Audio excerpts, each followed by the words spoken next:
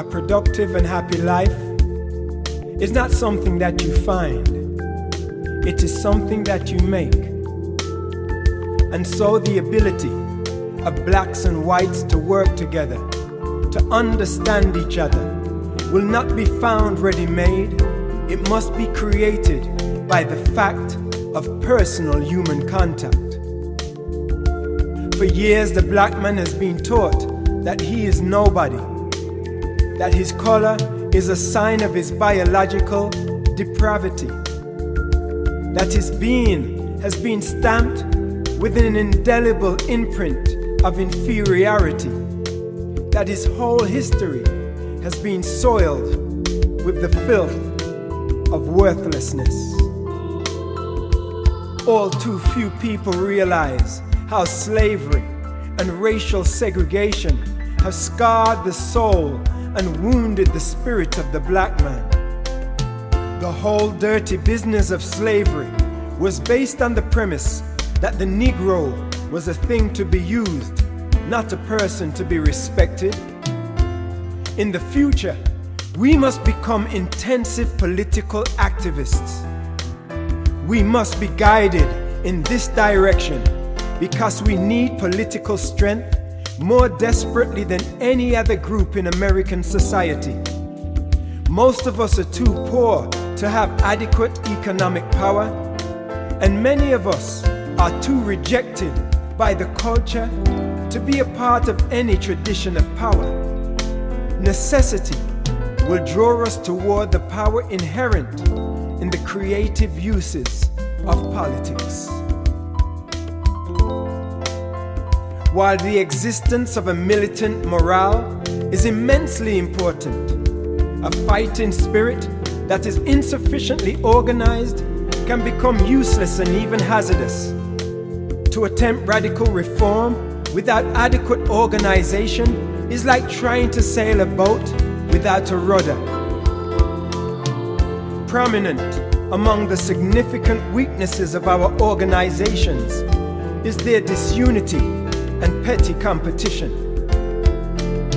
When false rumors are circulated so that some leaders can gain an individual advantage, the whole movement suffers.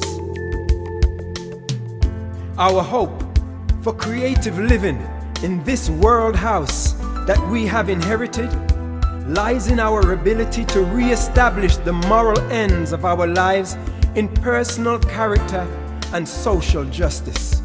Without this spiritual and moral reawakening, we shall destroy ourselves in the misuse of our own instruments.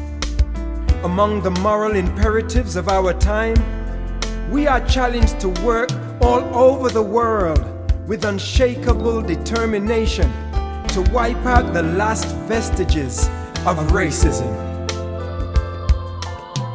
The majority of white Americans consider themselves sincerely committed to justice for black people. They believe that American society is essentially hospitable to fair play and to steady growth towards a middle-class utopia embodying racial harmony. But unfortunately, this is a fantasy of self-deception and comfortable vanity. Overwhelmingly, America is still struggling with irresolution and contradictions. It has been sincere and even ardent in welcoming some change, but too quickly, apathy and disinterest rise to the surface when the next logical steps are to be taken. Many men cry, "Peace, peace," but they refuse to do the things that make for peace. The large power blocks talk passionately of pursuing peace, while expanding defense budgets that already bulge, enlarging already awesome armies, and devising ever more devastating weapons that threaten the survival of mankind and which are both genocidal and suicidal in character. I suggest that the philosophy and strategy of nonviolence become immediately a subject for study and for serious experimentation in every field of human conflict, by no means excluding the relations between nations. The United Nations is a gesture in the direction of nonviolence on a world scale. But true nonviolence is more than the absence of violence. It is the persistent and determined application of peaceable power to offenses against the community, in this case, the world community. The end is reconciliation. The end is redemption.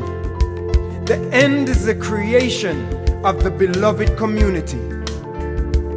It is this type of spirit and this type of love that can transform opponents into friends.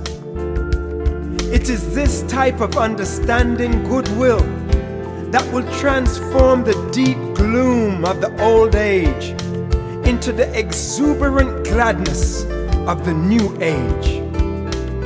It is this love that will bring about miracles in the hearts of men and women. Our ultimate goal is to create a beloved community.